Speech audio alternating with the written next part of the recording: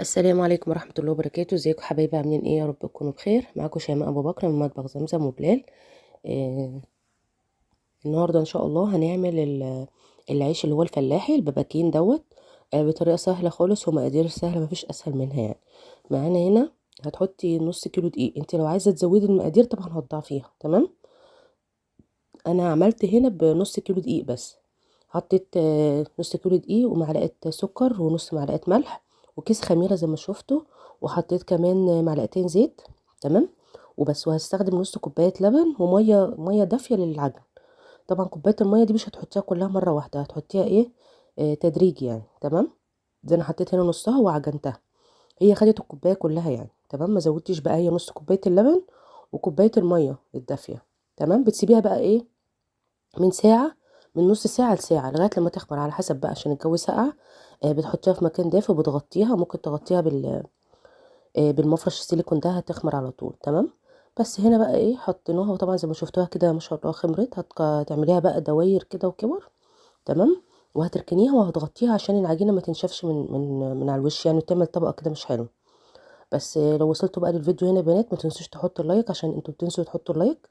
حطوا اللايك واشتركوا في القناه لو لسه مشتركتون، عشان ما اشتركتوش، عشان تشجعوني ان انا انزل فيديوهات. عشان انا يعني نفسي ان القناه تشتغل والله، يعني هي لسه ما اشتغلتش. عشان تشتغل لازم انزل فيديوهات على طول. فانتوا لو شجعتوني ولقيت تفاعل كتير على الفيديو هتحمسوني ان انا اعمل فيديوهات على طول يعني. تمام. بس كده زي ما انتوا شايفين انا عملت العجينه كلها كور كده وحطيتها على الصينيه وغطيتها. تمام. هنا بقى بتعملي ايه، بتفردي العجينه كده زي ما انتوا شايفينها بنفس السمك، بنفس السمك كده يعني، بتفرديها خالص يعني. تمام. بس كده بصوا هنوريكم السمك ازاي. وبتحطي بقى، بتجيبي قماشه نضيفه طبعا او فوطه نضيفه، وبترصيهم على الفوطه، وهتغطيهم برضو وهتسيبيهم برضو بتاع ايه، من 10 15 دقيقه كده. بس ايه، هيخمروا برضو تاني. تمام. لازم الرغيف يرفع عشان يتنفخ معاكي. تمام. بس زي ما انتوا شايفين كده انا عملت معاكم كذا واحده اهو. علشان تشوفوا الطريقه سهله خالص، ما فيهوش اي حاجه، ومقاديره سهله. ممكن تعمليها، ينفع بقى في السندوتشات، للفطار، للعشاء، للولاد في المدرسه. يعني صراحه ما شاء الله طعمه جميل جدا وحلو وسهل يعني، وموفر يعني، احسن من بره وانضف من بره طبعا. حاجه انت عاملاها بتبقى احسن طبعا. بس كده زي ما انتوا شايفين. صلوا على النبي يا بنات كتير، واعملوا لكم ورد للصلاه على الرسول عليه افضل الصلاه وازكى السلام. واعملوا لكم ورد للقران، ده ضروري جدا. الحياه بتجري وكل حاجه بتعدي وكل حاجه بتخلص. لازم تهتم بنفسك، ويعني نهتم بالاخره شويه، منركزش في الدنيا بس. تمام. بس كده زي ما انتم شايفين، هي نفس الطريقه. انا عملت لكم كذا واحده عشان تعرفوا الطريقه. انت بقى بتظبطيه يعني. تمام. بعد كده بتغطيه زي ما قلت لك، وتسيبيها يخمر برضو. تمام. بس بتجيبي بقى طاسه خالص، طاسه سخنه. بتوطي النار عليها، تخلي النار متوسطه.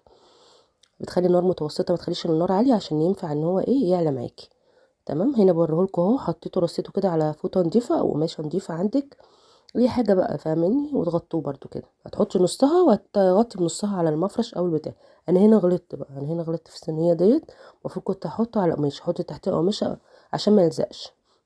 ده طلع معايا زي الفل، ما لزق. نسيت خالص بقى وانا بحطه في الصينيه ان انا المفروض احط فوطه. المهم الحمد لله طلع حلو يعني بفضل الله. هنا بقى حطيته زي ما قلت لكم على نار متوسطه، وبتتابعيه لان ده ما بياخدش وقت خالص نهائي يعني. المفروض اول بس ما ياخد لون كده في النص بتشيليه.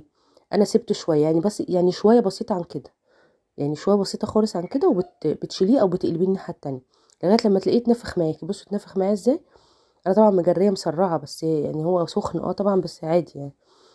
لازم يتنفخ معاكي كده علشان تعرفي تفتحيه يبقى سندوتشات، فاهماني، يتفتح يعني تعمليه ساندوتش يعني. بس سهل خالص، ما بياخدش وقت في التسويه يعني. انا كده كمان سبته اتحمر قوي يعني، انت المفروض ما تسيبوش كده، ما بياخدش وقت. بتشيلي دول وتحطي دول، تشيلي دول وتحطي دول، هتلاقيه ما شاء الله خلص معاكي على طول. بس كده زي ما انتوا شايفين، مفيش اسهل من كده.